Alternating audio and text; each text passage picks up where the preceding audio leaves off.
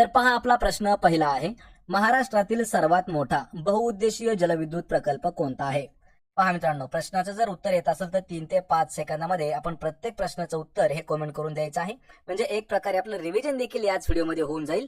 आणि येत्या 2 तारखेपासून म्हणजे परवा किंवा 3 तारखेपासून आपण दररोज रात्री एक लाईव्ह व्हिडिओ देखील घेणार आहोत. तर पहा, महाराष्ट्रातील सर्वात मोठा बहुउद्देशीय जलविद्युत प्रकल्प कोणता? तर या प्रश्नाचं उत्तर होईल पर्याय क्रमांक 1. तर जायकवाडी हा जो आहे हा बहुउद्देशीय प्रकल्प आहे आपल्या राज्यामधील जलविद्युत प्रकल्प सर्वात मोठा. पर्याय 1 आपलं योग्य उत्तर होईल. प्रश्न क्रमांक 2 आहे, वीज निर्मितीसाठी महाराष्ट्राच्या कोणत्या प्रकल्पास महाराष्ट्राची भाग्यलक्ष्मी असं म्हणतात? पहा, प्रश्न समजावून घ्यायचा आहे. वीज निर्मितीसाठी महाराष्ट्राचा असा खालीलपैकी कोणता प्रकल्प आहे की त्या प्रकल्पाला महाराष्ट्राची भाग्यलक्ष्मी म्हणून देखील ओळखलं जातं? तर या प्रश्नाचं उत्तर होईल पर्याय क्रमांक 3. कोयना जो आहे त्या प्रकल्पाला म्हटलं जातं महाराष्ट्राची भाग्यलक्ष्मी. हा प्रश्न आपल्याला जशाच तसा झेडपी मध्ये सुद्धा विचारण्यात आलेला होता. फक्त प्रश्न सरळ सरळ विचारला होता की महाराष्ट्रातील कोणत्या प्रकल्पाला महाराष्ट्राची भाग्यलक्ष्मी म्हणून ओळखलं जातं? तर उत्तर आहे त्याचं पर्याय क्रमांक 3, कोयना या प्रकल्पाला. प्रश्न क्रमांक 3 आहे, उगवत्या सूर्याचा देश म्हणून खालीलपैकी कोणत्या राष्ट्रास संबोधले जाते? पहा, या ठिकाणी राष्ट्राच्या ऐवजी कधी कधी देशास असा प्रश्न आपल्याला विचारला जात असतो नेहमी. तर उगवत्या सूर्याचा देश म्हणजे एक प्रकारे काय, सगळ्यात सोपी गोष्ट समजून घ्यायची की उगवत्या सूर्याचा देश म्हणजे जे पूर्वेकडील देश आहेत. पहा, पूर्वे साईडला म्हणजे पूर्वेच्या साईडला असणारे म्हणजे अरुणाचल प्रदेश हे जे राज्य आहे त्याच्या साईडला असणारे. तर त्या ठिकाणी आहे पहा सर्वात महत्वाचा म्हणजेच जपान हा जो देश आहे याला म्हटलं जातं पहा उगवत्या सूर्याचा देश. पर्याय क्रमांक 1 आपलं या प्रश्नाचं योग्य आन्सर होईल. प्रश्न क्रमांक 4 आहे, महाराष्ट्रातील प्रमुख हातमाग वस्त्र उद्योग केंद्र कोणत्या ठिकाणी आहे? यावर आपल्याला 2-3 प्रश्न अल्टरनेटिव्ह विचारले जातात पहा 2-3 वेळा. तर महाराष्ट्रातील प्रमुख हातमाग वस्त्र उद्योग केंद्र ते जे आहे पहा पर्याय क्रमांक 3 इचलकरंजीला आहे. हा प्रश्न आपल्याला 2011 पासून ते 2018 पर्यंत म्हणजे असे टोटल 8 वर्षामध्ये 19 वेळा विचारण्यात आलेला आहे. आणि हे प्रश्न आपल्याला टोटल 19 वेळा हा प्रश्न विचारण्यात आलेला आहे पहा पोलीस भरतीमध्ये. त्यामुळे हा प्रश्न थोडासा इम्पॉर्टंट आहे. आणि जवळपास पोलीस भरती आणि जे काही कोर्टाविषयी किंवा न्यायालयाविषयी जे काही प्रश्नपत्रिका असतात जवळपास सारख्या लेवलचे प्रश्न असतात. फक्त यावर्षी त्याला TCS घेणार आहे त्यामुळे एखादा प्रश्न थोडासा हार्ड लेवलचा असू शकतो. त्यामुळे नंतर बाकीचे हे जे प्रश्न आहेत ते सर्व प्रश्न आपले एकदम सोपे असतात. पर्याय 3 आपलं या प्रश्नाचं उत्तर होईल. प्रश्न क्रमांक 5 आहे, मुंबई हाय हे नाव कोणत्या खनिज उत्पादनाशी संबंधित आहे?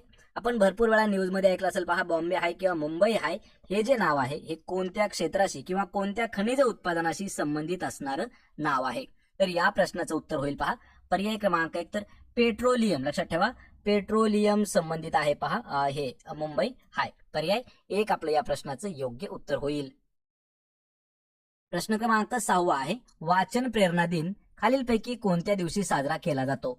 महत्वाचा प्रश्न आहे हा देखील दिनविशेषवरती आधारित.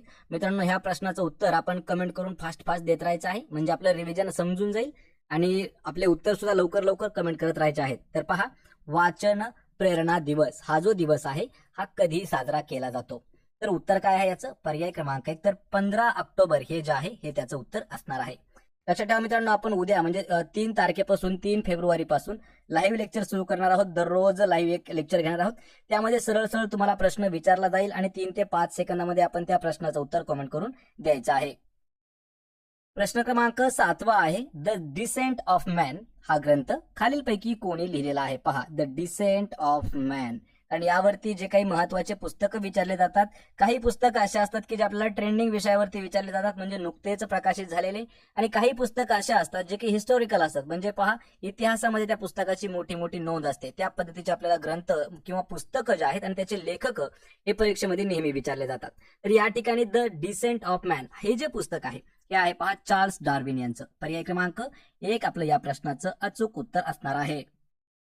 प्रश्न क्रमांक 8 आहे, अजिंठा येथील चित्रांमध्ये प्रामुख्याने कशाची चित्रे जास्त करून आढळतात? पहा, अजिंठा आणि वेरूळ त्यामधील जे अजिंठा आहे तर त्या या ठिकाणी आपण अजिंठा घेतलेला आहे कारण TCS जो आहे त्यामध्ये आपल्याला TCSच्या पॅटर्न मध्ये नेहमी अजिंठाच्या ऐवजी अजंठा असा शब्द वापरण्यात आलेला आहे.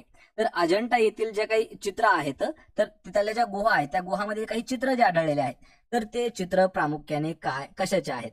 तर ते आहेत पहा जातक कथाचे. पर्याय क्रमांक 2 आपलं या प्रश्नाचं योग्य उत्तर होईल. हा प्रश्न लक्षात ठेवायचा आहे. आपल्याला 2023 जी वनरक्षक भरती झाली त्यामध्ये विचारला होता. सोबतच हा प्रश्न आपल्याला झेडपी मध्ये सुद्धा विचारला होता 2019 मध्ये. तसाच हा प्रश्न आपल्याला पोलीस भरतीमध्ये सुद्धा विचारण्यात आलेला प्रश्न आहे. प्रश्न थोडासा इम्पॉर्टंट आहे. पीडीएफ मी तुम्हाला अवेलेबल करून दिलेले आहे. प्रश्न क्रमांक 9 आहे, डॉक्टर नरेंद्र दाभोळकर हे व्यक्तिमत्व खालीलपैकी कोणत्या चळवळीशी संबंधित होतं? पहा, डॉक्टर नरेंद्र दाभोळकर महाराष्ट्रातील एक नामवंत नाव आहे, म्हणजे महत्वाचं एक नाव आहे पहा दाभोळकरांचं. तर ते खालीलपैकी कोणत्या चळवळीशी किंवा कोणत्या आंदोलनाशी संबंधित होते? एक प्रकारे आपण आंदोलन म्हणू शकत नाही, ती जी आहे ती एक चळवळ होती, आंदोलन नव्हतं सॉरी मित्रांनो. तर कोणत्या चळवळीशी ते संबंधित आहेत? तर ते आहेत पहा अंधश्रद्धा निर्मूलनाशी संबंधित. पर्याय क्रमांक 2 आपलं या प्रश्नाचं करेक्ट उत्तर होईल. प्रश्न क्रमांक 10 आहे, महाराष्ट्राचे मार्टिन ल्युथर किंग म्हणून कोणाला संबोधले जाते? पहा, मार्टिन ल्युथर किंग म्हणून कोणाची ओळख आहे किंवा कोणाला संबोधलं जातं? या प्रश्नाचं योग्य उत्तर होईल पर्याय क्रमांक 1, तर महात्मा ज्योतिबा फुले यांना महाराष्ट्राचे मार्टिन ल्युथर किंग म्हणून ओळखलं जातं. पर्याय क्रमांक 1 आपलं या प्रश्नाचं योग्य उत्तर होईल. प्रश्न क्रमांक 11 आहे, डॉक्टर बाबासाहेब आंबेडकर यांनी कोणत्या वर्षी नागपूरमध्ये बौद्ध धर्माची दीक्षा घेतली होती? पहा, या ठिकाणी कुठल्या झालेला आहे किंवा त्या ठिकाणी कोणत्या वर्षी असं आपल्याला विचारलं जाऊ शकतं. लक्षात ठेवा. तर डॉक्टर बाबासाहेब आंबेडकर यांनी कोणत्या वर्षी नागपूर या ठिकाणी बौद्ध धर्माची दीक्षा घेतली होती? आणि या प्रश्नाचं उत्तर होईल पहा पर्याय क्रमांक 3, तर 1956 हे जे वर्ष आहे या वर्षी त्यांनी घेतली होती नागपूर या ठिकाणी बौद्ध धर्माची दीक्षा. यावरती आपल्याला अजून एक प्रश्न असा विचारला होता की खालीलपैकी असं कोणतं शहर आहे की त्या शहरामध्ये बाबासाहेब आंबेडकरांनी बौद्ध धर्माची दीक्षा घेतली होती? तर ते आहे पहा नागपूर शहर. पर्याय क्रमांक 3 1956 साली घेतलेली आहे. प्रश्न क्रमांक 12 आहे, इंटरनेट बँकिंग मध्ये वापरात येणारा ओटीपी म्हणजे काय? म्हणजे आपल्याला सरळ सरळ प्रश्न विचारला आहे की ओटीपी हा जो शब्द आहे याचा फुल फॉर्म काय आहे? पहा, ओटीपीचा फुल फॉर्म मित्रांनो, हा प्रश्न आतापर्यंत टेक्नॉलॉजीवरती भरपूर वेळा विचारण्यात आलेला आहे, त्यामुळे प्रश्न महत्वाचा आहे. पहा, इंटरनेट बँकिंग मध्येच नाही तर कोणत्याही तुम्ही सोशल मीडियाचा जरी वापर केला त्या ठिकाणी आपल्याला 2 स्टेप व्हेरिफिकेशनसाठी हा पिन आपल्याला नेहमी विचारला जातो ओटीपी. तर त्या ओटीपीचा फुल फॉर्म काय आहे? तर पहा, ओटीपीचा फुल फॉर्म आहे पर्याय क्रमांक 3 वन टाइम पासवर्ड. असा पिनकोड की तो फक्त एकाच वेळी वापरता येऊ शकतो, म्हणजे एक वेळा येणारा पासवर्ड, त्यालाच म्हटलं जातं one time password, OTP one time password. Option क्रमांक 3 आपलं या प्रश्नाचं योग्य उत्तर होईल. प्रश्न क्रमांक 13 आहे, आगा खान पॅलेस येथे कस्तुरबा गांधी यांचा मृत्यू झाला. तर हा आगा खान पॅलेस महाराष्ट्रात कोणत्या जिल्ह्यामध्ये स्थित आहे? पहा, कस्तुरबा गांधी कोण आहे? सर्वात पहिला प्रश्न, तर महात्मा गांधी जे आहेत महात्मा गांधी यांच्या पत्नीचं नाव आहे पहा कस्तुरबा गांधी. आणि या ज्या कस्तुरबा गांधी आहेत त्यांचा मृत्यू झाला होता पहा आगा खान पॅलेसला. यावरती आपल्याला अल्टरनेट 2 प्रश्न विचारले होते, त्यापूर्वी आपण या प्रश्नाचं उत्तर पाहूया. तर आगा खान पॅलेस जो आहे तो आहे पहा पुणे या शहरामध्ये. प्रश्न आपल्याला असे विचारले होते की आगा खान पॅलेस कोणत्या जिल्ह्यामध्ये आहे? पहा, आगा खान पॅलेस आहे पुण्यामध्ये. आणि अजून एक प्रश्न विचारला होता की कस्तुरबा गांधी यांचा मृत्यू कोणत्या ठिकाणी झाला? तर आगा खान पॅलेस मध्ये झालेला होता. पर्याय क्रमांक 1 तो आहे पुण्यामध्ये. प्रश्न क्रमांक 14 आहे, पंतप्रधान नरेंद्र मोदी यांच्या हस्ते राष्ट्रीय सिकल सेल निर्मूलन अभियानाला कोणत्या राज्यातून सुरुवात करण्यात आली होती? पहा, करंट अफेअर्स 2023चा इम्पॉर्टंट प्रश्न आहे. तर नुकतंच पंतप्रधान नरेंद्र मोदी यांच्या हस्ते राष्ट्रीय सिकल सेल निर्मूलन अभियान जे आहे ते सुरू झालेलं आहे. पण प्रश्न आपला असा आहे की त्यांनी कोणत्या राज्यापासून सुरुवात केली आहे, म्हणजे सर्वात पहिल्यांदा कोणत्या राज्यामध्ये ती सुरुवात झाली किंवा अभियान सुरू करण्यात आलं? तर या प्रश्नाचं उत्तर असणार आहे पहा मित्रांनो पर्याय क्रमांक 3, तर मध्य प्रदेश हे जे राज्य आहे तर मध्य प्रदेश राज्यापासून त्यांनी सुरुवात केली होती कोणत्या राष्ट्रीय सिकल सेल निर्मूलन अभियानाला. पर्याय क्रमांक 3 आपलं योग्य उत्तर होईल. प्रश्न क्रमांक 15 आहे, अन्न भाग्य योजना खालीलपैकी कोणत्या राज्यात राबवण्यात येत आहे? पहा, एक या ठिकाणी आपल्याला योजना दिली आहे म्हणजे आपण त्याला स्कीम म्हणू शकतो. तर ती स्कीम आहे पहा, स्कीम कोणती आहे? अन्न भाग्य योजना ही कोणत्या राज्यात राबवण्यात येत आहे? तर या प्रश्नाचं उत्तर होईल पर्याय क्रमांक 1, तर कर्नाटक. लक्षात ठेवा, कर्नाटक हे जे राज्य आहे त्या राज्यामध्ये लागू करण्यात किंवा राबवण्यात येत आहे अन्न भाग्य योजना. ऑप्शन क्रमांक 1 आपलं उत्तर होईल. प्रश्न क्रमांक 16 आहे, राज्यघटनेच्या कितव्या कलमानुसार कायद्यासमोर सगळे समान आहेत? पहा, प्रश्न हा सर्वात महत्वाचा आहे आणि हा प्रश्न स्पेशल आपला कोर्टावरती आधारित प्रश्न आहे. पहा, राज्यघटनेचं असं खालीलपैकी कोणतं कलम आहे की त्या कलमानुसार कायद्यासमोर सगळे समान आहेत असं आपल्याला व्यक्त होतं. म्हणजेच कोणी कायद्यासमोर मोठा नाही किंवा कोणी छोटा नाही. जर एखाद्याने एखादा गुन्हा केला तर त्या गुन्ह्याची सजा श्रीमंताला सुद्धा सेम असेल आणि गरीबाला सुद्धा तीच असेल. म्हणजे याचाच अर्थ की कायदा हा सगळ्यांना सारखाच आहे असं दाखवून देणारं कलम कोणतं आहे? तर या प्रश्नाचं अचूक उत्तर होईल पर्याय क्रमांक 1. तर कलम 14 हे जे आहे या कलमामध्ये समाविष्ट आहे. पहा, कायद्यासमोर सगळे समान असतात. पर्याय 1 आपलं या प्रश्नाचं उत्तर असणार आहे. प्रश्न क्रमांक 17 आहे, आर्थिकदृष्ट्या मागास प्रवर्गाला म्हणजेच EWS यांना किती टक्के आरक्षण देण्यात आलेलं आहे? पहा, प्रश्न इम्पॉर्टंट आहे EWS, कारण सध्या लक्षात ठेवायचंय सर्वात जास्त आरक्षणावरती चर्चा होत आहेत. त्यातीलच हा एक प्रभाग आहे. पहा, प्रवर्ग आहे EWS, इकॉनॉमिकल वीकर. आणि हे जे आहेत पहा, आर्थिकदृष्ट्या मागास प्रवर्ग यांना किती टक्के आरक्षण आहे? तर त्यांना आहे पर्याय क्रमांक 1, तर 10% आरक्षण एवढं देण्यात आलेलं आहे EWS ला. पर्याय 1 आपलं योग्य उत्तर होईल. प्रश्न क्रमांक 18 आहे, राज्यघटनेच्या कितव्या कलमानुसार देशातील सर्व सार्वजनिक स्थळे सर्व नागरिकांना खुले आहेत? पहा, प्रश्न हा देखील मित्रांनो महत्वाचा आहे. तर राज्यघटनेचं असं कोणतं कलम आहे की त्या कलमानुसार देशातील जेवढे काही सार्वजनिक ठिकाण आहेत तर ते सगळ्या नागरिकांना खुले असणार आहेत? म्हणजे पहा, जे सार्वजनिक ठिकाण आहे त्या ठिकाणी कोणत्याही जातीचा कोणत्याही धर्माचा माणूस जाऊ शकतो. त्यासाठी कलमामध्ये आपल्या म्हणजेच राज्यघटनेमध्ये काही तरतूद करण्यात आलेली आहे. तर ती कितव्या कलमामध्ये देण्यात आली आहे?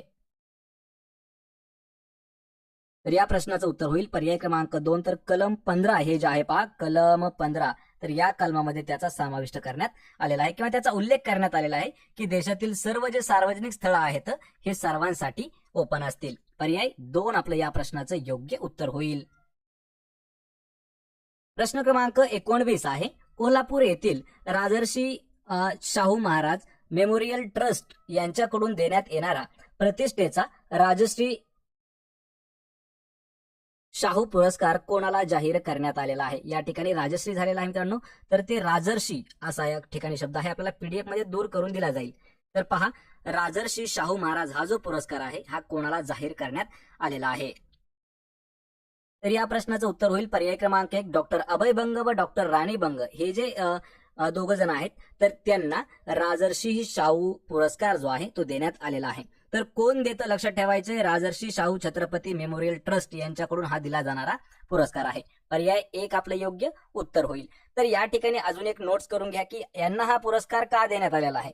तर त्यांनी काय केलेलं आहे, सरळ सरळ जे आदिवासी भागातील काही जे काही बालक आहेत तर त्यांच्यासाठी महत्वाचं काम केलेलं आहे, त्यासाठी त्यांना हा पुरस्कार देण्यात आलेला आहे. पर्याय क्रमांक 1 आपलं योग्य उत्तर होईल. प्रश्न क्रमांक 20 आहे, छत्रपती शिवाजी महाराजांच्या आई वीर माता जिजाबाई यांचं जन्म ठिकाण कोणतं आहे किंवा त्यांचा जन्म कोणत्या ठिकाणी झालेला आहे? हा प्रश्न देखील आपल्याला 2 वेळा विचारण्यात आलेला आहे. पहा, जिजामाता यांचं जन्म ठिकाण काय आहे? तर या प्रश्नाचं उत्तर होईल पर्याय क्रमांक 1, सिंदखेड राजा हे जे आहे हे त्यांचं जन्म ठिकाण आहे. पर्याय क्रमांक 3 आपलं योग्य उत्तर होईल. यावर अजून एक मित्रांनो बोनस प्रश्न आहे की छत्रपती शिवाजी महाराज जे आहेत यांचा जन्म कोणत्या जिल्ह्यामध्ये झाला? पहा, प्रश्न महत्वाचा आहे. आतापर्यंत आपण किल्ला आहे विचारलेला आहे, पण या ठिकाणी आपण जर जिल्ह्यामध्ये विचारलं तर त्यांचा जन्म पुणे या जिल्ह्यामध्ये झालेला आहे. जर आपल्याला विचारलं अजून तालुका, तर तालुका आहे पहा जुन्नर. आणि जर किल्ला विचारला तर छत्रपती शिवाजी महाराजांचा जन्म हा शिवनेरी या किल्ल्यावरती झालेला आहे. अजून महत्वाचं म्हणजे जर आपल्याला वर्ष विचारलं छत्रपती शिवाजी महाराजांचा जन्म, तर 1630 या वर्षी त्यांचा जन्म झालेला आहे. पर्याय क्रमांक 3, सिंदखेड राजा हे जे ठिकाण आहे हे जिजाबाई यांचं जन्म ठिकाण आहे. प्रश्न क्रमांक 21 आहे, 13 मार्च 1940 यामध्ये जनरल ओडवायर याची हत्या कोणत्या भारतीय क्रांतिकारकाने केली होती? या ठिकाणी मित्रांनो 2 प्रश्न अजून तयार होतात. पहा, तर या ठिकाणी एक सरळ आपला वर्ष दिलेला आहे 13 मार्च 1940. तर या वर्षी कोणाची हत्या झाली आहे? जनरल ओडवायर याची हत्या झाली आहे. कोणी केली आहे? तर सरदार उधम सिंग यांनी केलेली होती. पर्याय क्रमांक 1 आपलं या प्रश्नाचं अचूक उत्तर असणार आहे. हा प्रश्न मित्रांनो थोडासा महत्वाचा प्रश्न आहे. प्रश्न क्रमांक 22 आहे, भारताचा बिस्मार्क म्हणून खालीलपैकी कोणाला ओळखले जाते? पहा, भारताचा बिस्मार्क म्हणून कोणाची ओळख आहे? तर या प्रश्नाचं अचूक उत्तर असेल पर्याय क्रमांक 4, सरदार वल्लभभाई पटेल यांना ओळखलं जातं पहा भारताचा बिस्मार्क म्हणून. पर्याय क्रमांक 4 आपलं योग्य उत्तर होईल. प्रश्न क्रमांक 23 आहे, अनहॅपी इंडिया हे पुस्तक खालीलपैकी कोणी लिहिलेलं आहे? पहा, अनहॅपी इंडिया या पुस्तकाची चर्चा मित्रांनो महत्वाची आणि खूप वेळा झालेली आहे. अनहॅपी इंडिया, तर या पुस्तकाचे लेखक कोण आहेत? या प्रश्नाचं उत्तर होईल पर्याय क्रमांक 3, लाला लजपतराय यांनी लिहिलेलं पुस्तक आहे अनहॅपी इंडिया. ऑप्शन क्रमांक 3 आपलं योग्य उत्तर आहे. प्रश्न क्रमांक 24 आहे, अनेकदा बातम्यांमध्ये उल्लेख केल्या जाणाऱ्या जागतिक व्यापार संघटनेचं मुख्यालय कोणत्या ठिकाणी आहे? पहा, प्रश्न आपला इथून महत्वाचा सुरू होतो की जागतिक व्यापार संघटना जी आहे त्याचं मुख्यालय म्हणजे त्याचं हेडक्वार्टर कोणत्या ठिकाणी आहे? तर या प्रश्नाचं उत्तर होईल पर्याय क्रमांक 3, तर जिनिव्हा. लक्षात ठेवायचंय, जिनिव्हा या ठिकाणी आहे पहा जागतिक व्यापार संघटनेचं मुख्यालय. पर्याय क्रमांक 3 आपलं या प्रश्नाचं उत्तर होईल. प्रश्न क्रमांक 25 आहे, सिरम इन्स्टिट्यूटचे आदर पुनावाला यांना कोणत्या पुरस्काराने सन्मानित करण्यात आलेला आहे? पहा, सिरम इन्स्टिट्यूट जे की कोरोना जो व्हायरस आहे त्यावरती लस म्हणजे वॅक्सिन जे आहे त्यांनी शोधून काढलेली आहे, तर त्याचेच असणारे आदर पुनावाला यांना कोणत्या पुरस्काराने सन्मानित करण्यात आलं आहे? तर या प्रश्नाचं उत्तर होईल पर्याय क्रमांक 2, उद्योग मित्र पुरस्काराने आदर पुनावाला यांना सन्मानित करण्यात आलेला आहे. पर्याय क्रमांक 2 आपलं योग्य उत्तर होईल. प्रश्न क्रमांक 26 आहे, इंदिरा गांधी स्मार्टफोन योजना खालीलपैकी कोणत्या राबवण्यात येत आहे? पहा, खालीलपैकी असं कोणतं राज्य आहे की त्या राज्यामध्ये इंदिरा गांधी स्मार्टफोन योजना राबवण्यात येत आहे? या प्रश्नाचं उत्तर होईल पर्याय क्रमांक 1, तर राजस्थान हे जे राज्य आहे पहा या राज्यामध्ये इंदिरा गांधी स्मार्टफोन हे जे आहे योजना ती राबवण्यात येत आहे. ऑप्शन क्रमांक 1 आपलं उत्तर होईल. प्रश्न क्रमांक 27 आहे, मेडिकल आणि इंजिनिअरिंग याचा अभ्यास हिंदीमध्ये करणारे देशातील पहिले राज्य कोणते ठरले आहे? आतापर्यंत मित्रांनो आपल्या देशामध्ये मेडिकल आणि इंजिनिअरिंग या ज्या 2 स्ट्रीम्स आहेत तर त्या फक्त आणि फक्त इंग्लिश या भाषेमध्ये होत होत्या. पण नुकतंच सरकारने तो जो सिलेबस आहे किंवा तो जो अभ्यासक्रम आहे तो हिंदी या भाषेमध्ये सुद्धा घेतलेला आहे. तर हिंदीमध्ये सुरू करणारं देशातील पहिलं राज्य कोणतं ठरलं आहे? तर या प्रश्नाचं उत्तर होईल पहा पर्याय क्रमांक 1, तर मध्य प्रदेश हे जे राज्य आहे मध्य प्रदेश या राज्यामध्ये मेडिकल आणि इंजिनिअरिंगचा अभ्यास जो आहे तो हिंदीमध्ये सुरू ठेवण्याला देशातील आपल्या पहिलं राज्य बनलेलं आहे मध्य प्रदेश. पर्याय क्रमांक 1 आपलं योग्य उत्तर होईल. प्रश्न क्रमांक 28 आहे, बर्लिन येथे सुरू असलेल्या जागतिक तिरंदाजी स्पर्धेमध्ये कंपाऊंड प्रकारात सुवर्ण पदक जिंकणारी आदिती स्वामी ही कोणत्या जिल्ह्याची रहिवासी आहे? पहा, प्रश्न या ठिकाणी सरळ सरळ आहे, फक्त आपल्याला एका व्यक्तीवरती फोकस करायचा आहे की आदिती स्वामी या कोणत्या जिल्ह्याच्या रहिवासी आहेत. तर या प्रश्नाचं उत्तर आहे पर्याय क्रमांक 2, सातारा या जिल्ह्याच्या त्या रहिवासी आहेत, म्हणजेच एक खेळाडू आहेत. तर या ठिकाणी बाकीचा प्रश्न समजावून घ्यायचा आहे. बर्लिन या ठिकाणी ज्यावेळेस जागतिक तिरंदाजी स्पर्धा झाली होती तर त्या स्पर्धेमध्ये कंपाऊंड प्रकारात गोल्ड मेडल जे आहे त्यांनी मिळवलं होतं पहा आदिती स्वामी यांनी, आणि त्या महाराष्ट्रातील सातारा या जिल्ह्याच्या रहिवासी येतात. पर्याय 2 आपलं या प्रश्नाचं उत्तर होईल. प्रश्न क्रमांक 29 आहे, जिल्हा दुष्काळ मुक्त करण्याच्या दृष्टीने मिशन भगीरथ ही योजना कोणत्या जिल्ह्यात राबवण्यात येत आहे? पहा, मिशन भगीरथ ही योजना कशासाठी आहे की जिल्हा तुमचा दुष्काळ मुक्त करण्याच्या हेतूने हे मिशन वापरलं गेलं आहे किंवा ही जी योजना आहे मिशन भगीरथ ही राबवण्यात येत आहे. पण ती कोणत्या जिल्ह्यामध्ये राबवण्यात येत आहे? तर ती येत आहे पहा पर्याय क्रमांक 4, नाशिक या जिल्ह्यामध्ये ती राबवण्यात येत आहे मिशन भगीरथ. पर्याय क्रमांक 4 आपलं योग्य उत्तर होईल. या व्हिडिओचा आपला मित्रांनो शेवटचा प्रश्न आहे प्रश्न क्रमांक 30, महात्मा फुले जन आरोग्य योजनेअंतर्गत उपचारासाठी किती रुपयांचे विमा कवच देण्यात आलेलं आहे? पहा, म्हणजे जर आपल्याला एखाद्याला ऑपरेशन वगैरे काही करायचं असेल हॉस्पिटलमध्ये तर त्या ठिकाणी एक योजना आपल्याला लागू पडते. त्या योजनेचं नाव आहे महात्मा फुले जन आरोग्य योजना. तर या योजनेअंतर्गत किती रुपयांपर्यंत विमा कवच देण्यात येतं? तर या प्रश्नाचं उत्तर काय आहे? पर्याय क्रमांक 4, तर 5 लाखापर्यंत. किती? 5 लाखापर्यंत विमा कवच देण्यात येतं. पर्याय क्रमांक 4 आपलं योग्य उत्तर होईल. तर मित्रांनो, हे होते महत्वाचे 30 प्रश्न जे की आपल्याला परीक्षेसाठी सर्व इम्पॉर्टंट प्रश्न असणार आहेत. आपल्याला हा व्हिडिओ जर आवडला तर व्हिडिओला आपल्याला लाईक करा, मित्रांमध्ये हा व्हिडिओ शेअर करा.